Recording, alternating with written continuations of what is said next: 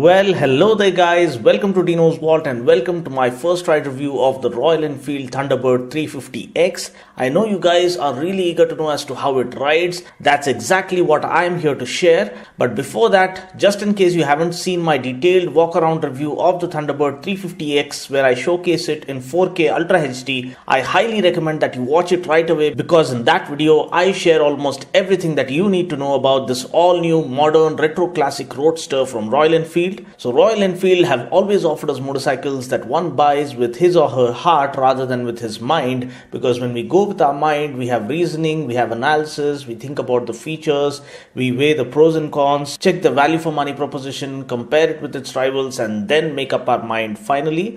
But when we follow our hearts, it has more to do with what moves your soul, what offers that emotional connect, and what is actually pure. So when we talk about Royal Enfield, it is more of an experience rather than an expectation. It is more about the feel rather than the features, and it is more about simplicity rather than sophistication. So I guess I'll stop with the preaching mode here and get on with the real thing. So before I go ahead, a quick look at the engine specs. Powering this new Thunderbird 350X is the same engine that powers the regular Thunderbird. We get the same 4-stroke air-cooled single-cylinder twin-spark 346cc carbureted engine that puts out a max power of 19.8 bhp at 5250 rpm and a max torque of 28 Newton meters at 4000 rpm. Now this comes mated to a 5-speed gearbox. Now talking about the ride feel that this bike has on offer, first I would request all of you to keep your expectations on par with what we usually expect from Royal Enfield. The Thunderbird is known for the dominating road presence and the intimidating riding stance it has on offer. The Thunderbird is also known for the solid thump that marks its arrival in its regular trademark style. What's even better now is the riding stance thanks to the newly laid out premium quality seat that gets the right kind of cushioning, which is not too hard nor is it too soft, because you need to remember that overly soft seats also tend to give you a butt ache. It gets just the right kind of cushioning to make you feel extremely comfortable, and perfectly aiding this is the all new shorter street control handlebar. Now this is a sportster kind of a handlebar that offers perfect reach. It gives you much more control now to flick the bike around with consummate ease in city conditions. At the same time, it is also wide enough to offer a commanding feel, therefore making you feel that you're riding a big bike. So ultimately, this new shorter handlebar along with a comfortably laid out seat and the perfectly set rider foot pegs offer a riding posture that allows you to ride from sunrise to sunset without feeling fatigued. Now while the riding stance is just about perfect, what still haunts this modern retro beauty are the same shortcomings of its predecessor. Now since there are no major technical changes made on the inside, the bike more or less feels the same in terms of the vibrations it has on offer in the lower RPMs, the snatchy throttle response that we've seen on the regular Thunderbird, and overall not a very pleasurable riding experience unless you manage to find that sweet spot as you shift up into the top gear and keep cruising at around 3000 to 3500 rpm, which is where the vibrations actually die down and the bike starts feeling a lot more refined. Now if you try pushing it to its limits, it starts vibrating again. So one thing you need to realize here is actually understanding each bike's character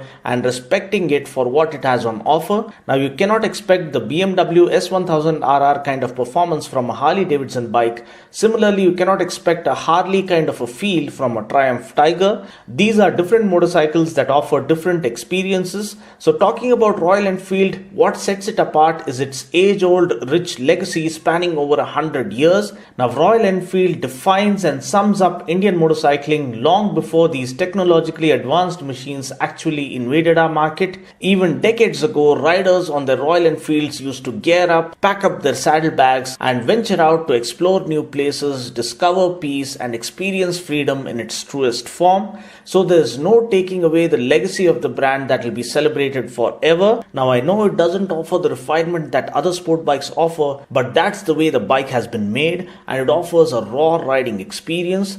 The clutch feel is not all that hard now, and also the throttle action feels a lot lighter. It's only that the throttle response is not as instant as is the case with other sport bikes in our market. So we need to understand here that a person buys Royal Enfield not for the features it has on offer, but for the rich heritage and the age-old legacy that comes attached with each of their bikes.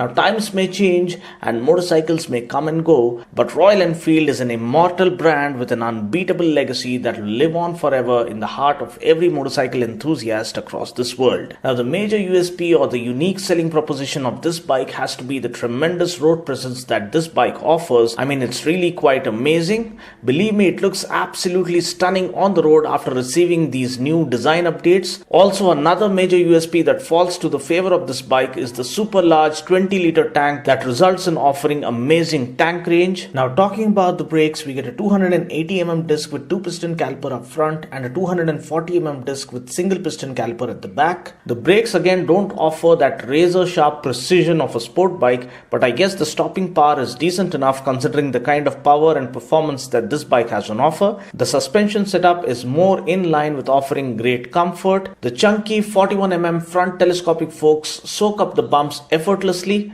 The twin gas-charged rear shock absorbers come with 5-step preload adjustability and also offer great ride quality. They don't bottom out while hitting the rough patches even when riding with a pillion on board, which is really good. Talking about the tires, we get a 19-inch 90x90 tire up front and an 18-inch 120x80 tire at the back. The tires are tubeless and they offer reasonably decent road grip considering the cruiser character of this bike. Also, many of you kept asking about the seat height. Now, I am told that the seat height of this bike is the same as that of the regular Thunderbird, which is around 775mm. So, though the seat height is actually low, since the rider's seat is a little wider, shorter riders below 5 feet 4 inches might face difficulty in being able to keep their feet flat on the ground. The ground clearance is 135mm, which sounds to be a little low, but while reviewing this motorcycle, I did come across several average size speed breakers that the bike could clear without scraping its bottom. Mileage wise, there is no official claim as such, but as per some of my friends who have owned the Thunderbird 350, it is around 40 kmpl, which is quite reasonable considering the fact that this is a 350cc bike. Price ex showroom Delhi for the Thunderbird 350X is rupees 1.56 lakhs, and to know the exact on-road price for this bike here in Hyderabad, you can call the number appearing on the screen currently. Well, that's pretty much it for now. I just hope you found this video useful. Until next time, this is Dino saying ciao. Take care, God bless and ride safe.